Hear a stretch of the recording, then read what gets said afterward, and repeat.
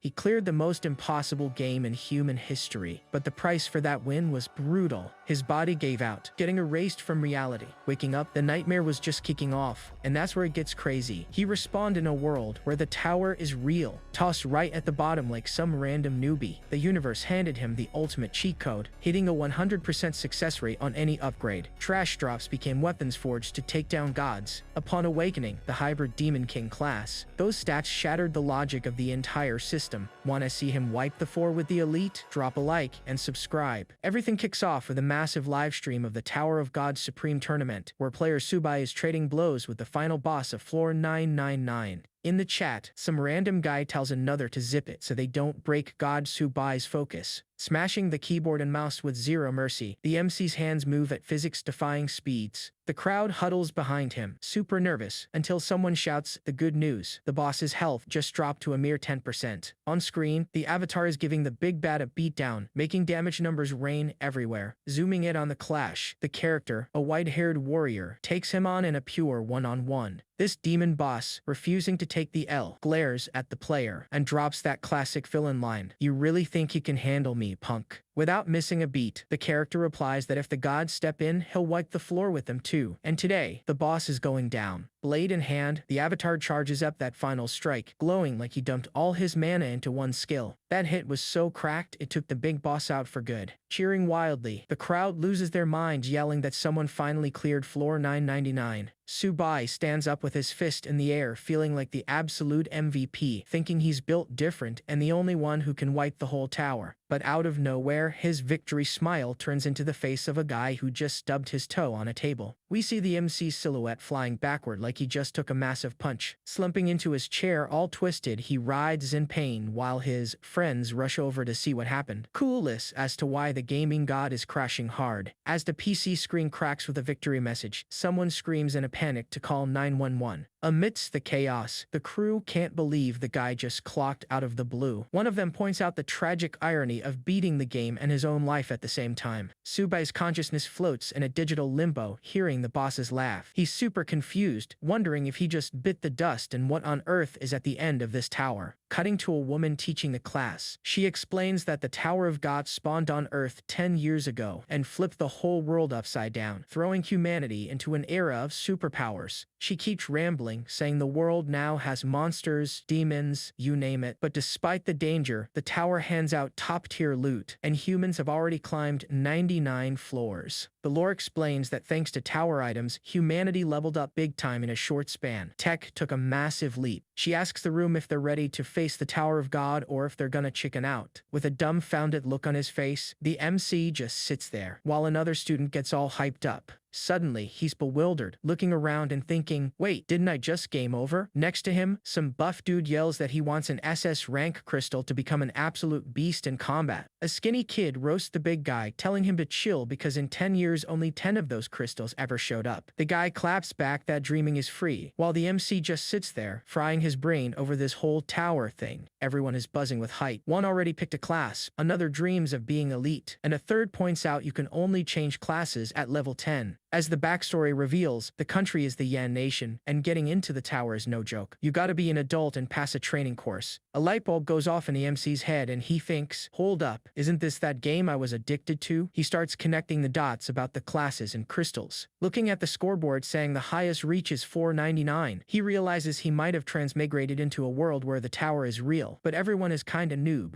Our guy gets all smug, figuring that if he cleared floor 999 in the game, he's gonna be a total god here. The teacher tells everyone to quiet down because the moment of truth is here. She warns them to mentally prepare to receive their teleportation crystal. The teacher hands a glowing pebble to a student and tells him to crush the thing. The kid, super pumped, grips the crystal and shouts for the tower to get ready for him. Chuckling, she wishes him good luck, while another student celebrates holding the crystal like it's the World Cup trophy. Subai stares at his crystal and tells the tower to bring it on. He vows that this time he's reaching the top no matter what. Gripping hard, the MC's hand crushes the blue crystal, turning it to dust. Inside a digital space, a welcome message pops up, but then the system throws an error, saying there's already a registered account. The MC thinks, oh snap, if my old account works, I'm set for life. Sadly for our gamer, a giant deleting data warning shows up. The system says compatibility failed and wipes everything, leaving the kid salty because he lost his progress. The system then reboots everything and drops him in the beginner city. The MC recognizes the spot instantly. It's where noobs buy their first rags. Out of nowhere, an unread message notification pings.